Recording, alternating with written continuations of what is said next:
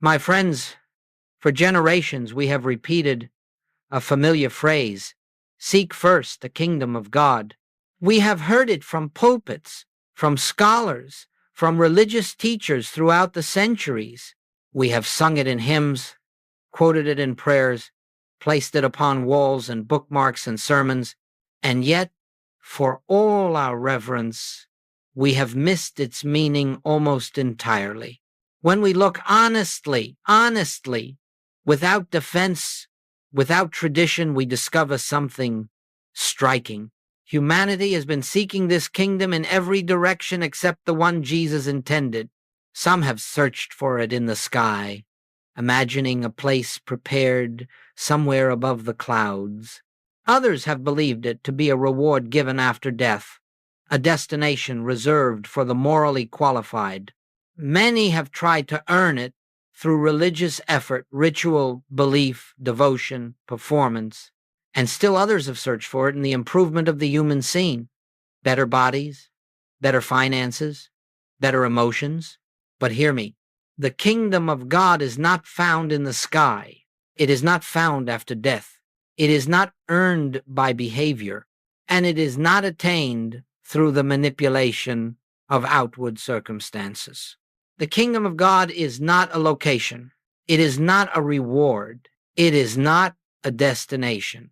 The kingdom of God is a state of consciousness. Until this is understood not merely as a theory, but as revealed truth, your spiritual search will remain full of effort, full of frustration, full of longing without fulfillment, for you will be seeking a spiritual reality in a material direction. And what is spiritual can never be found in matter. What is infinite can never be found by searching outward into finitude. What is omnipresent can never be discovered as something apart from your own being, and so the spiritual seeker, sincere as he may be, continues to pray, continues to hope, continues to seek, yet finds no lasting peace, no enduring transformation. Why? Because we have been seeking the kingdom where it is not. We have treated the kingdom of God as something to reach out toward instead of something to awaken to. Let us hear the Master's own words again with new ears. The kingdom of God is within you, not above you, not in a church, not in a book, not in a future moment. Within you, when this truth begins to dawn, even faintly, something shifts in the heart. A subtle recognition arises.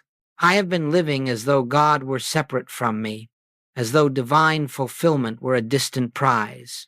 But if the kingdom is within, then the search must turn inward. The turning must be from the outer to the inner, from appearance to essence. This moment, this recognition is the beginning of spiritual life. Everything before it is religious aspiration. Everything after it is spiritual realization. My friends, the spiritual life does not begin when you learn how to pray, or how to meditate, or how to believe. It begins when you understand where God is. It begins when you recognize that the source of your peace, your supply, your healing, your harmony is not separate from you, and therefore cannot be given or withheld by something outside you. The kingdom is not something added unto you when you become worthy. It is something revealed unto you when you become still. And so I say to you, if we are to seek first the kingdom, we must first know what we are seeking. We must know where it is located. We must understand that this kingdom is the divine awareness already present within your being, waiting only for recognition. You have not been separated from the kingdom. You have been distracted from it. You have been taught to look outward.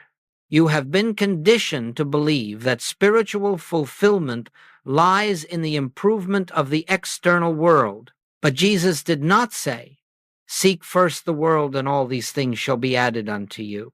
He said, "Seek first the kingdom," for he knew that when the inner reality is realized, the outer conditions naturally come into order.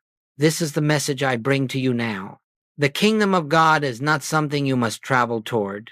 It is the truth of your own consciousness awaiting your recognition. And in the very moment you begin to understand this, even imperfectly, something begins to unfold within you. A shift, a softening, a quieting, a dawning, for you have stopped searching outward and have begun awakening inward. My friends, this is the misunderstood kingdom. This is the truth religions have repeated but seldom comprehended. This is the revelation the Master offered, that God's presence is not to be attained, but acknowledged, not achieved, but realized, not invited, but recognized. The kingdom of God is a state of consciousness, and when you begin to seek there, you begin a journey unlike anything the world can give. My friends, once we have understood that the kingdom of God is a state of consciousness, not a location, not a destination, there arises the necessity for a profound transition, one that every seeker must eventually make. It is the shift from searching outward to turning inward, from looking for God in the world to recognizing God within your own being, from chasing divine favor to awakening to divine presence. This is not a small shift. It is not a subtle adjustment of belief. It is the great turning, the reversal of the entire human approach to God. For centuries, humanity has imagined that spiritual fulfillment lies outside itself.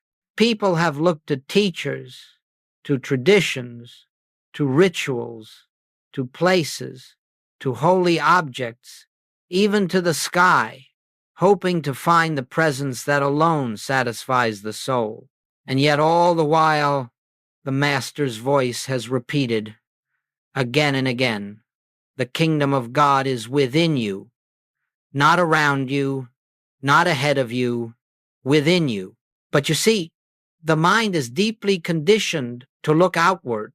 It has been taught from childhood that answers come from authority, that good comes from outside, that security is dependent upon external sources, that peace is achieved by controlling the events of the world.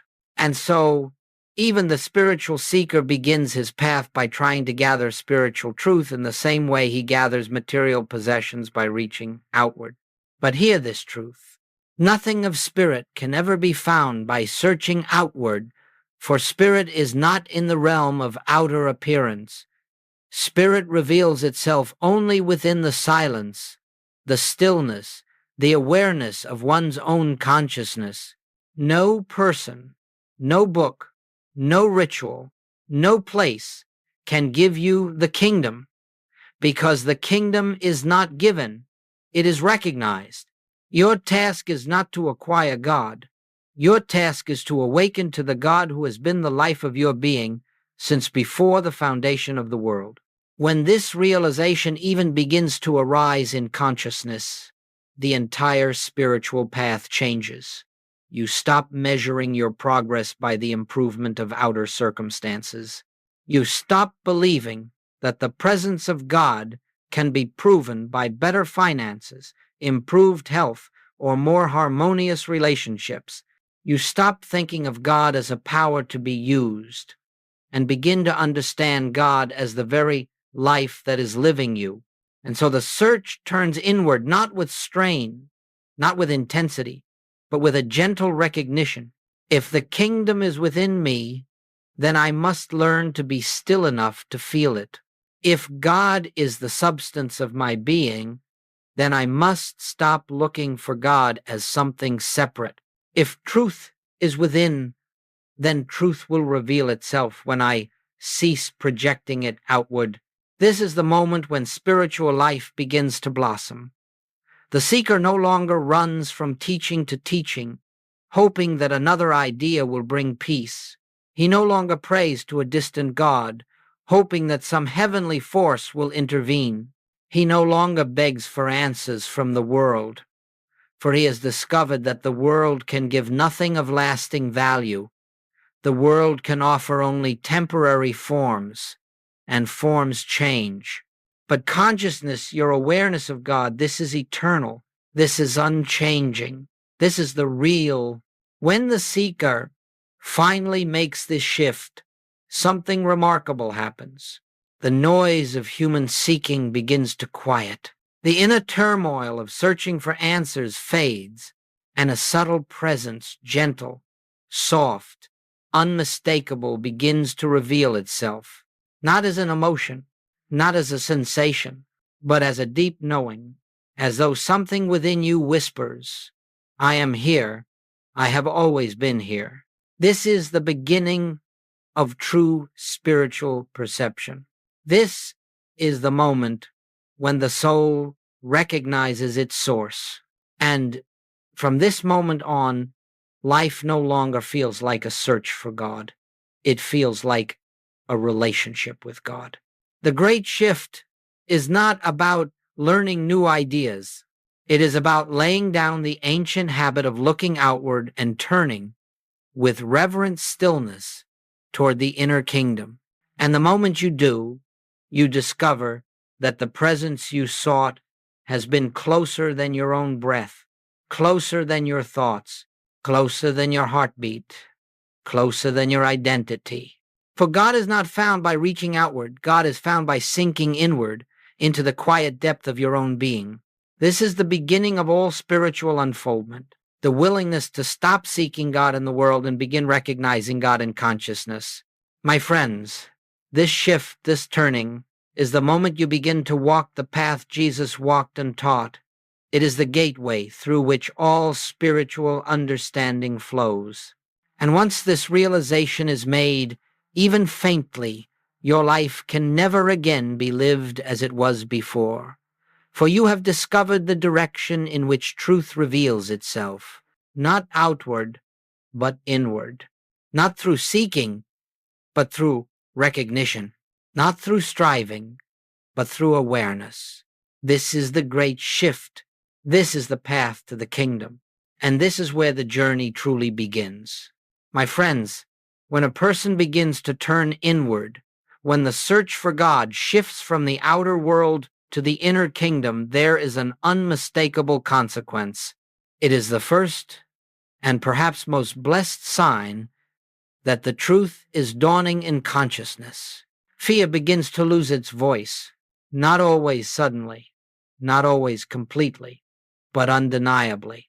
Let us understand why. Fear exists only in the belief of separation. Fear is born the moment we imagine a life apart from God. Fear grows in the soil of duality when we conceive of two powers, good and evil, two forces, spiritual and material, two sources, God and something that can oppose God.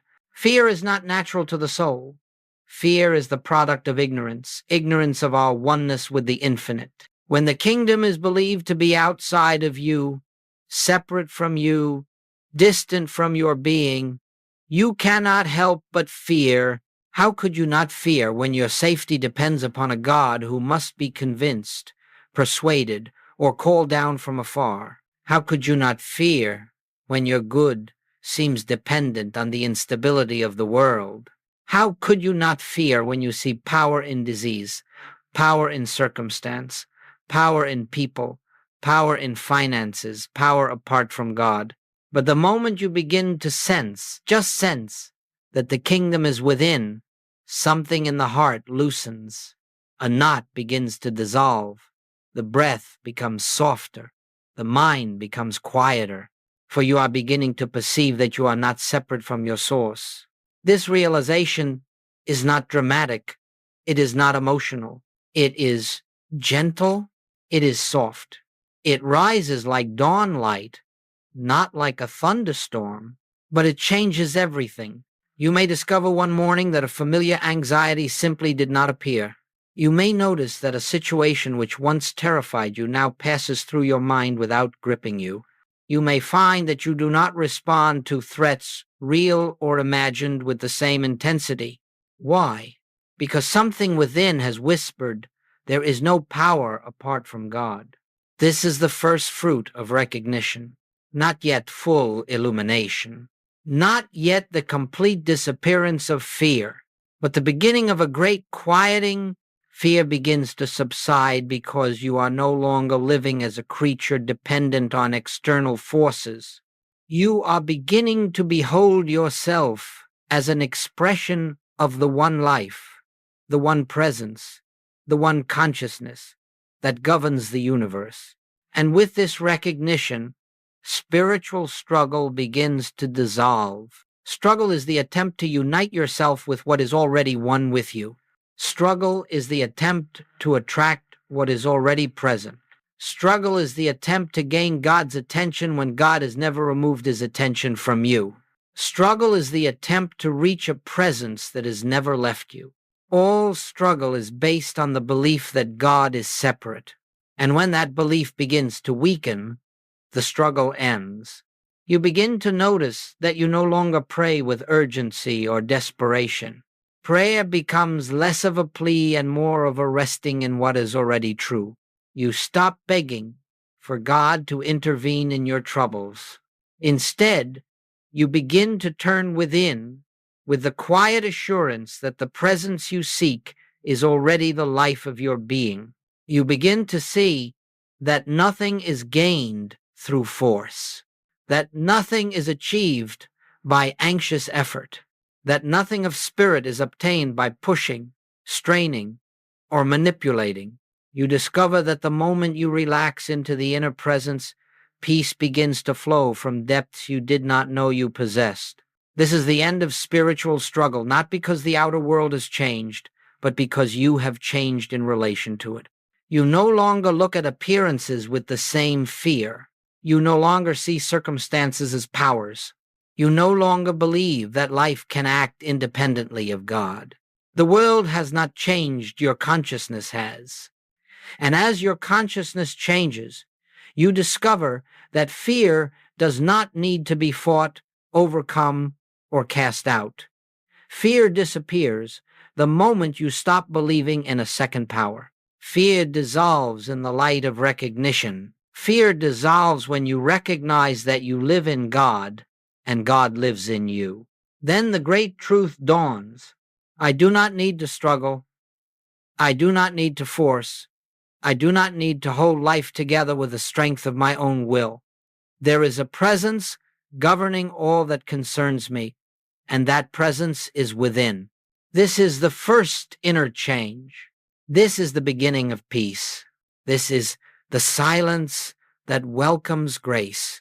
My friends, when fear begins to quiet, even slightly, you are already living in the consciousness of the kingdom. And from this point forward, everything unfolds more gently, more harmoniously, more gracefully, not because the world has become kinder, but because your awareness has become clearer. Fear fades, struggle ends, and life begins to flow from the center of your being where the kingdom has always been. My friends, once fear begins to quiet, once the soul senses even faintly the presence within, the second great transformation unfolds, one that is deeper, more intimate, and more sacred than anything that precedes it. It is the unveiling of your true identity. For centuries, you have lived under an illusion about who you are. You have believed yourself to be the body you inhabit, the thoughts you think, the emotions you feel, the history you carry. You have believed yourself to be shaped by family, conditioned by society, molded by circumstance. You have accepted the world's verdict about your worth, your destiny, and your limits. But when the recognition of the kingdom begins to dawn, the veil over your identity gently begins to lift. You begin to sense, just sense, that you are not merely a person trying to reach God. You are the place where God expresses himself. This is not a belief. This is not an affirmation. This is an inner recognition that rises unbidden from the depth of your being, a knowing that cannot be explained by the intellect and cannot be denied once it is felt. You discover that your life, your real life, is not the personal changing identity you have carried for years. Your real life is the divine life expressing as you. This is the revelation Jesus declared when he said, I and the Father are one. He was not proclaiming specialness. He was revealing the universal truth about every soul, that the essence of your being is not human but divine consciousness individualized. When this realization begins to dawn, you find that you are no longer comfortable identifying yourself as a weak, limited, struggling creature. You begin to lose interest in defining yourself by your past, your wounds, or your accomplishments. You begin to sense that who you really are has never been wounded, never been diminished, never been incomplete. You see, the human self, the one you have believed yourself to be, has been a mask, a costume, a garment worn temporarily. Beneath it is the true self, untouched by time, unscarred by experience, unaltered by circumstance. And as the inner kingdom reveals itself, the true self emerges not in pride, not in ego, but in quiet recognition. You realize, I am not seeking God. I am an expression of God's own being. I am not trying to attain life. I am already alive with the one life. I am not searching for wholeness. I am the manifestation of wholeness itself. I am not lacking anything. I am the embodiment of the infinite supply that is God. This recognition transforms everything. You stop trying to add spirituality to a flawed person. You stop trying to fix yourself. You stop trying to become worthy. You stop trying to repair your identity because you begin to understand that your spiritual identity was never damaged in the first place. The only thing damaged was the belief you held about who you were. And so the repairing that takes place is not the repairing of your true being, but the repairing of your perception. This is why Goldsmith taught that healing is not the improvement of a human being, but the recognition of one's spiritual identity. Let me share a simple truth that every mystic must eventually realize. You are not becoming spiritual. You are recognizing that you have always been spirit. You are not transforming into something divine. You are awakening to the divinity that has always been the essence of your being. And when this truth begins to shine in consciousness, a great peace comes with it because you stop striving to correct what was never real. You stop trying to perfect the human mind, which was never your true identity. You stop trying to save the personality, which has always been a temporary formation. You begin instead to live from the awareness that the infinite expresses as you. This is the unveiling of identity. This is the moment when you begin to see yourself through the eyes of truth rather than through the lens of the world.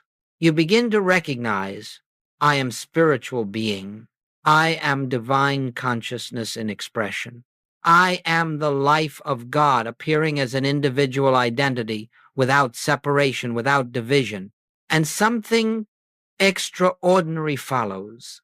The moment you recognize your true identity, you begin to see the same identity in others, not their personalities, not their behavior, not their bodies, but the same divine presence shining behind their eyes. You begin to meet the Christ everywhere because you have met him within yourself. My friends, this unveiling of identity is not the end of the spiritual path, but it is the foundation upon which everything else rests. Once you know who you are, you can no longer be held by fear, controlled by circumstances, or deceived by appearances. You walk the world differently, quietly, humbly, lovingly, but with the assurance that your life is the life of God. And from that moment onward, you live not as a seeker of truth, but as an expression of truth. This is the second great change. This is the awakening of identity. This is the realization that I live, yet not I, but the Christ liveth in me. My friends, when the truth of your identity begins to dawn, when you recognize that your life is the life of God, expressing as you, another profound change takes place. This transformation marks the beginning of a new mode of living, a new way of being, a new relationship with life itself. It is the shift from human effort to divine grace. This change is not something you accomplish. It is not something you practice into existence. It is something that happens the moment you stop believing that your life depends upon your personal will. Human effort is the belief that you, as a separate self, must struggle, push, manipulate, and control in order to create harmony.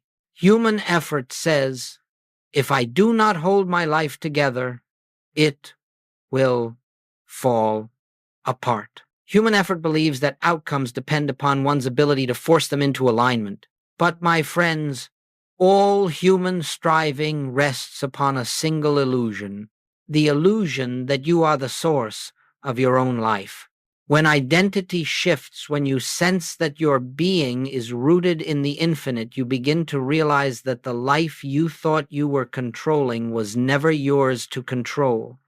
It was the divine life unfolding through you. This realization dissolves the compulsion to manage, to strain, to push, to direct.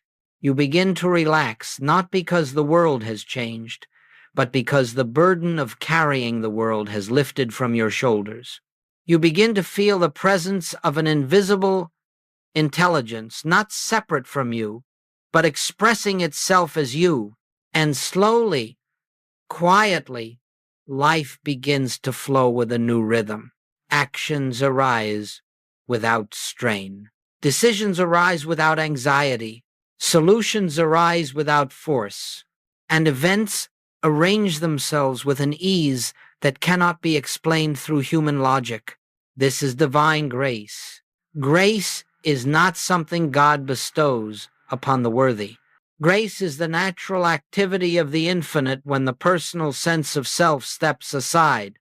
As Goldsmith taught again and again, divine activity replaces human effort. Let us understand this deeply. When you believe yourself to be a separate self, you must rely upon the limited resources of the separate self. Your intelligence is limited. Your strength is limited. Your creativity is limited. Your capacity is limited. But when you recognize the kingdom within, you draw upon an infinite source. You begin to live out of a consciousness that has no boundaries, no limits, no exhaustion. You begin to act not as a weary human mind, but as an instrument through which divine wisdom flows. In this state, work is still done, tasks are still completed, responsibilities are still honored, but they are done with ease, with clarity, with fluidity, not because you have become more efficient, but because you have ceased fighting against the natural flow of divine intelligence.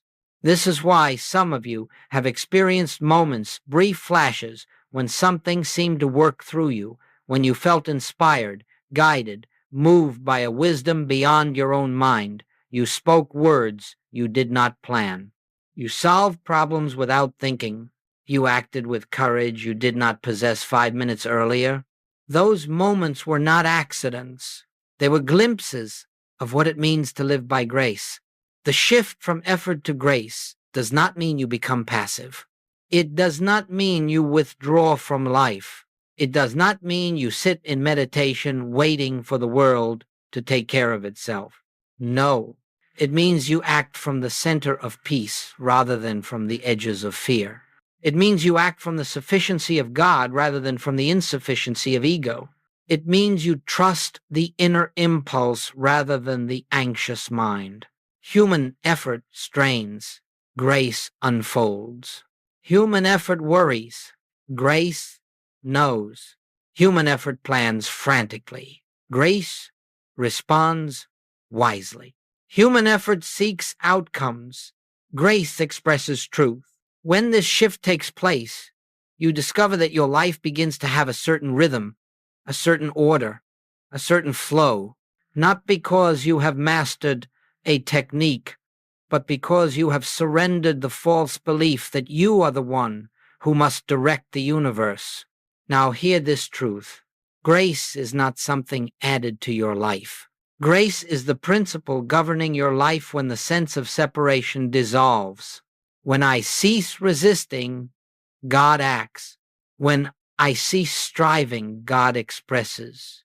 When I cease controlling, God reveals.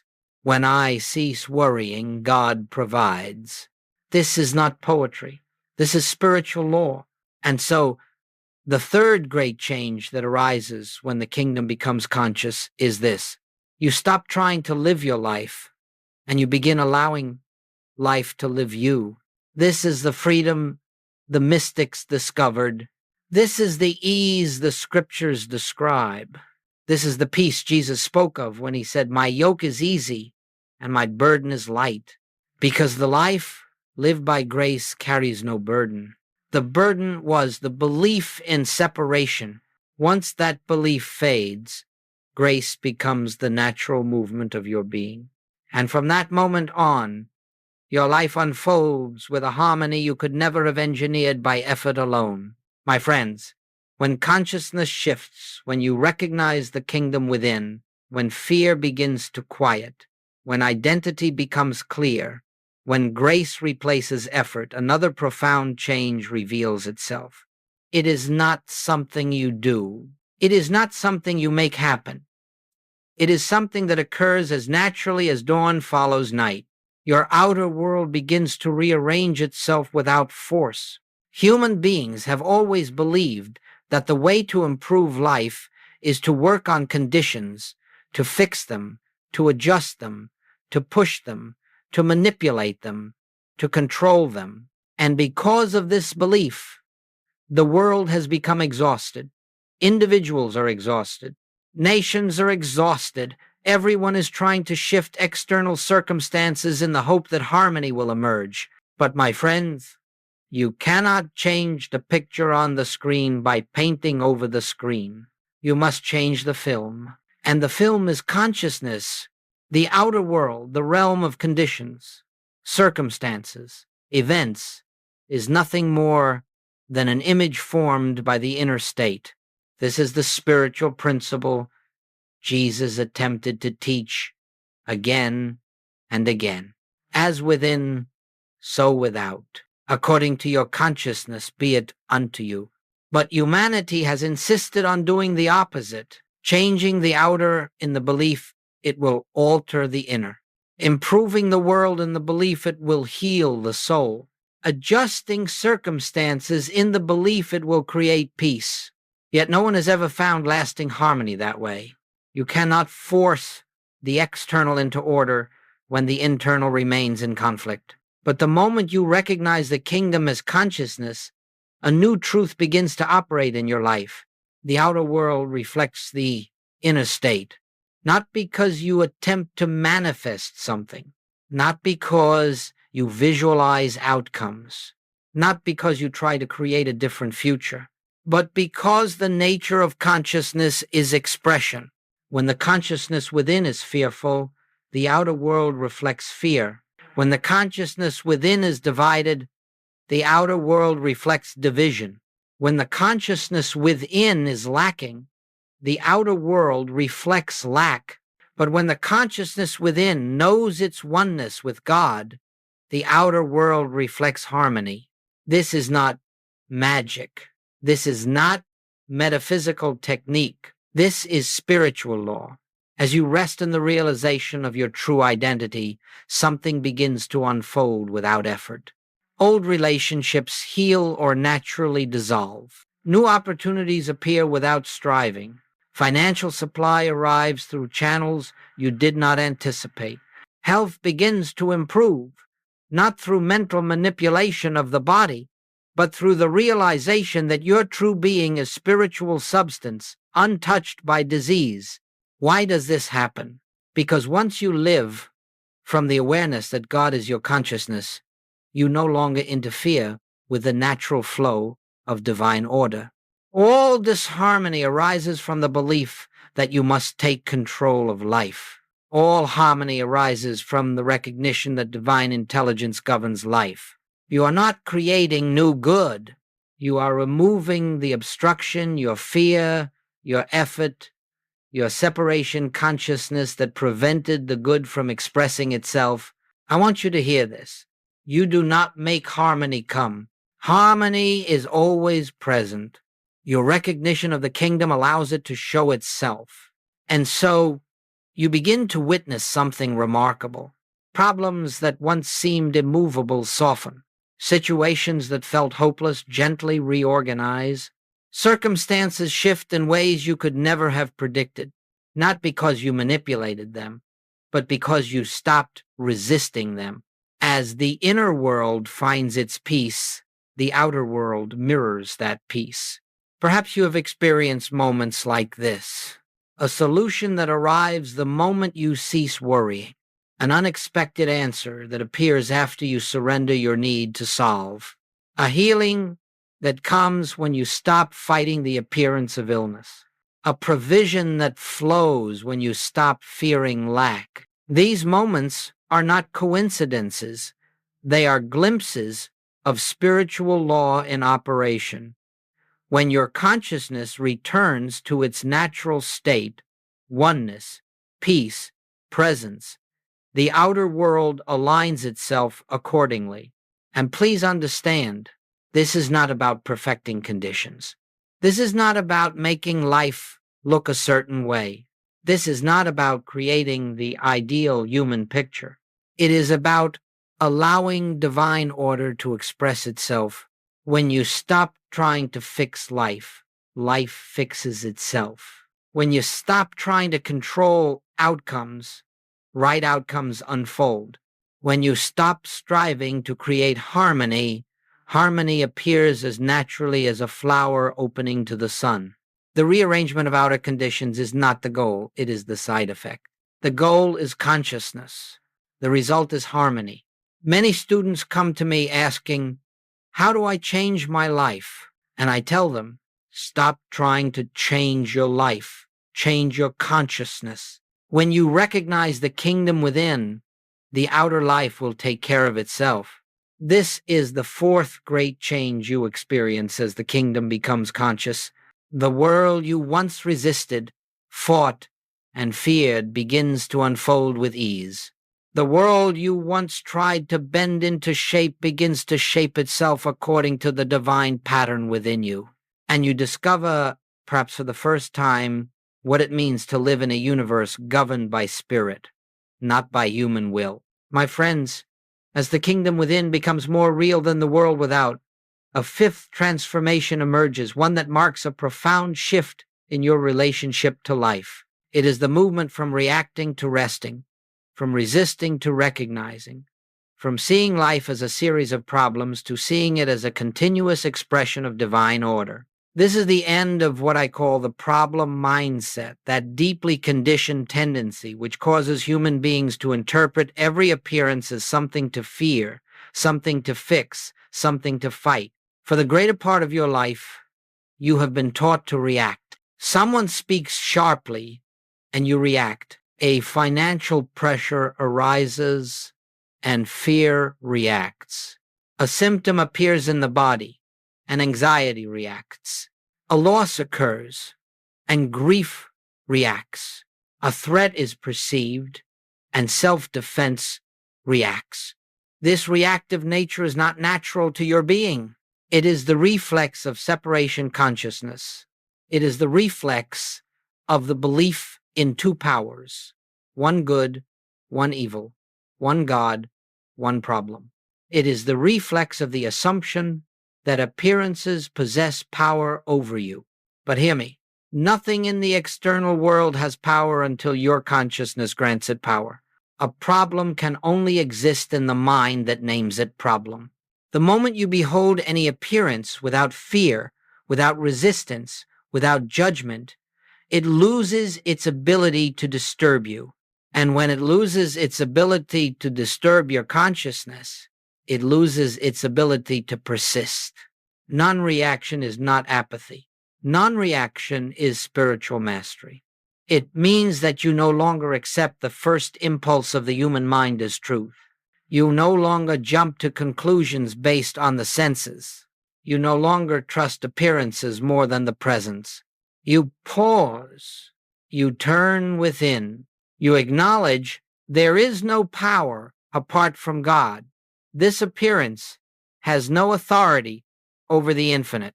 In that pause, in that quiet turning, the entire energy of the situation shifts. The world may still present images of conflict, but consciousness no longer feeds them with fear. The world may still present symptoms, but consciousness no longer identifies with them as self. The world may still present financial pressures, but consciousness no longer assumes that supply comes from outside. This is non-reaction.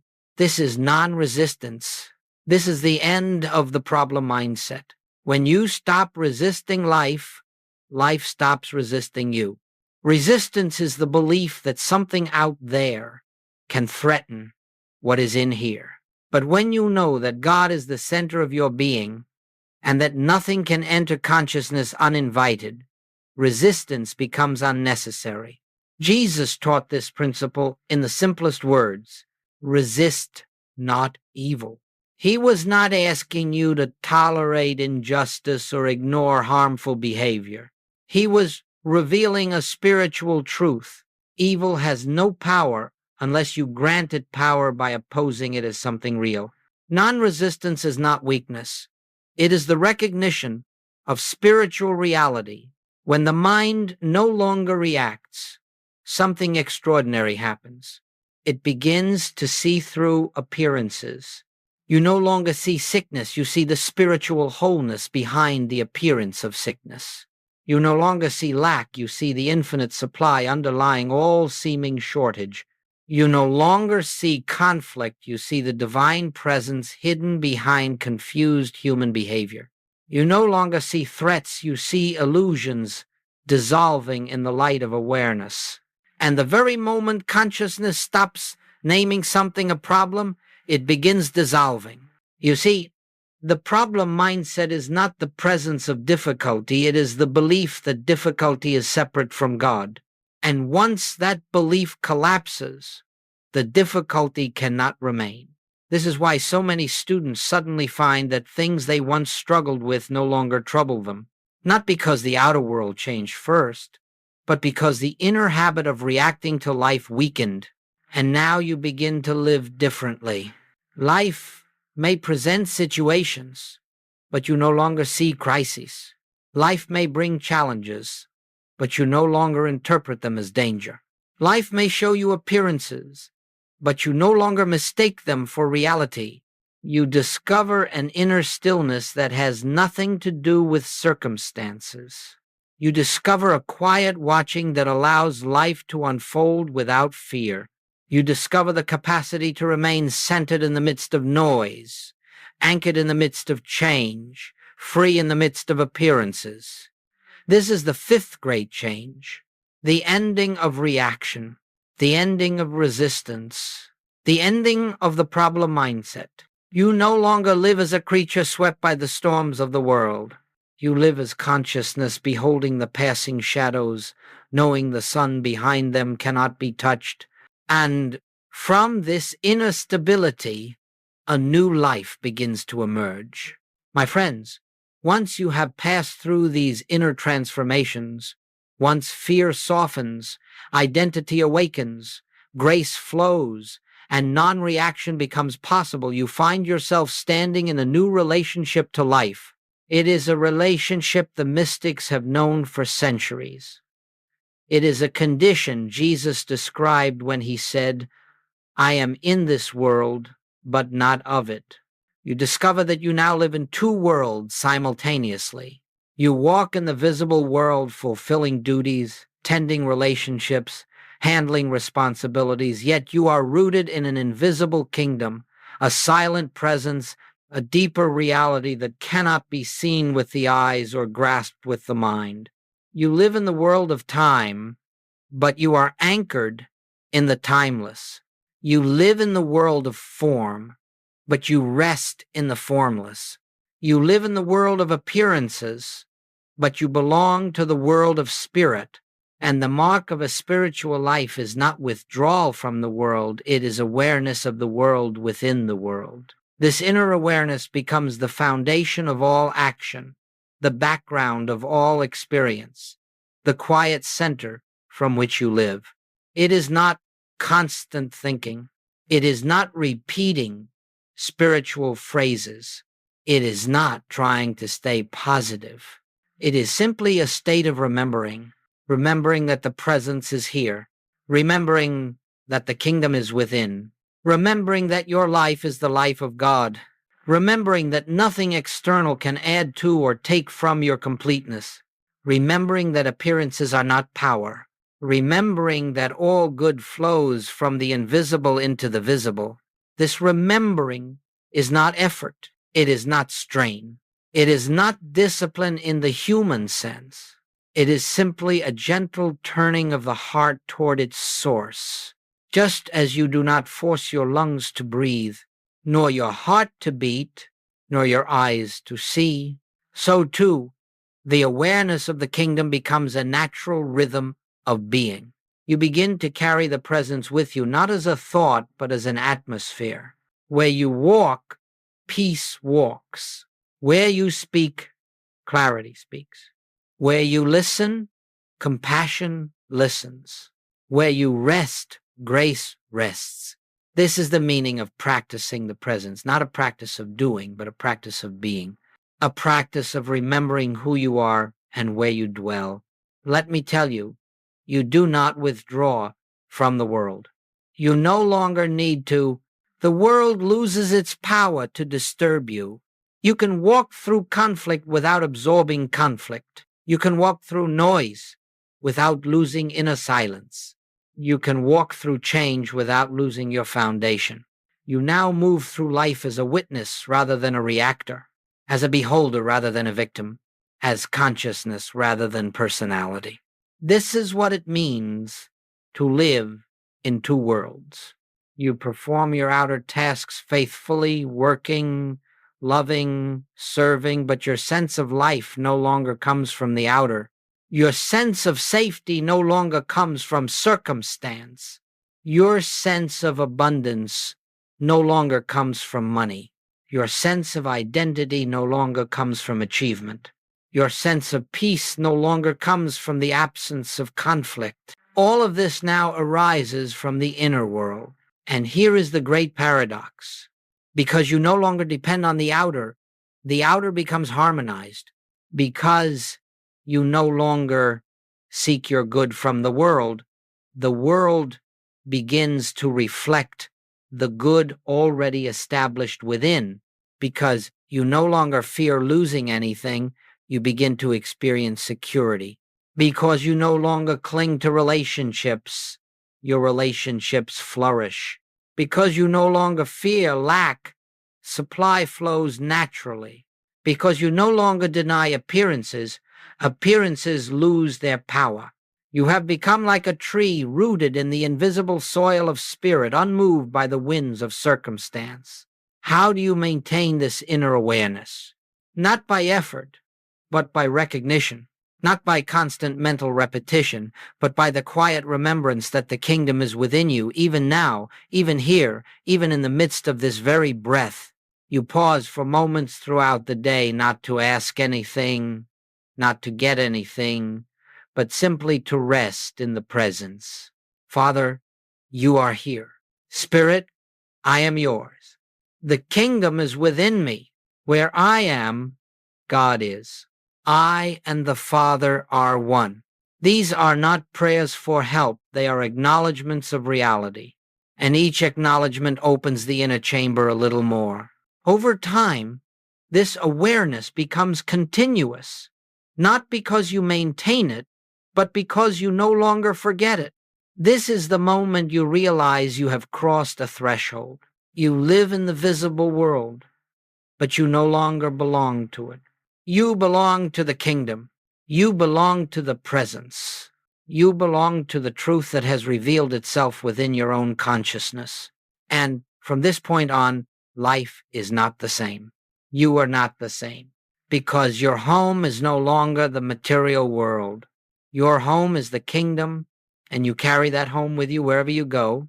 This is the sixth great change, the ability to live in the world without being bound by it, the ability to act outwardly while remaining centered inwardly, the ability to move through life with the calm assurance that the invisible is more real than the visible. My friends, this is the fruit of continuous inner awareness. This is the life Jesus lived. This is the life the mystics tasted. This is the life that is now unfolding in you. My friends, we have walked together through these unfoldments not as steps to achieve, not as lessons to master, but as revelations of what is already true within your own being. The kingdom has never been absent from you. It has never been distant. It has never withheld itself. It has never waited for you to become worthy. The kingdom has always been the life of your life, the soul of your soul, the breath within your breath. Only your attention wandered. Only your mind forgot. Only your fear created the illusion of separation. And now, through these inner changes, the truth begins to shine through once again. You are no longer seeking an outer God. You are no longer pleading with a distant power. You are no longer striving to make life obey the will of your human effort. Instead, you have begun to recognize that God is the consciousness of your being, that the kingdom is the center of your identity, that your life is the instrument through which the infinite expresses itself. And so now, at the close of this journey, I invite you to take the final step, not outwardly, but inwardly. It is not a step of action, but a step of surrender.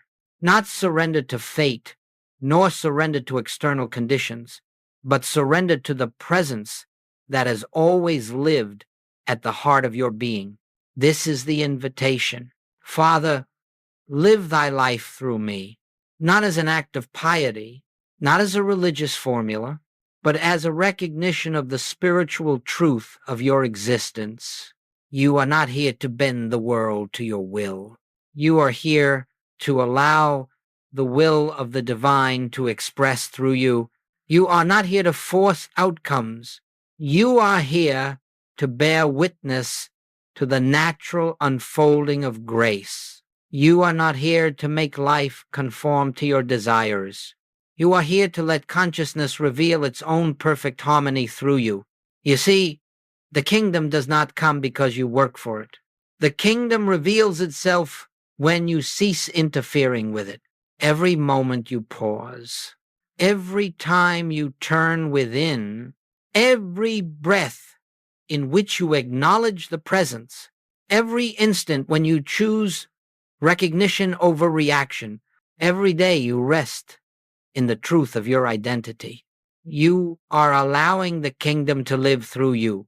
This is the essence of the mystical path, not to live your life, but to live the divine life unfolding in you, not to seek your own good, but to reveal the good that has always been present, not to become spiritual, but to express the spirit that is already your nature. My friends, the kingdom is not something you enter.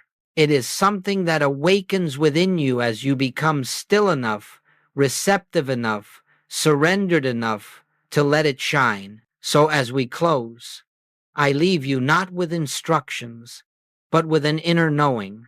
The kingdom is within you. The presence is your life. The truth is your identity.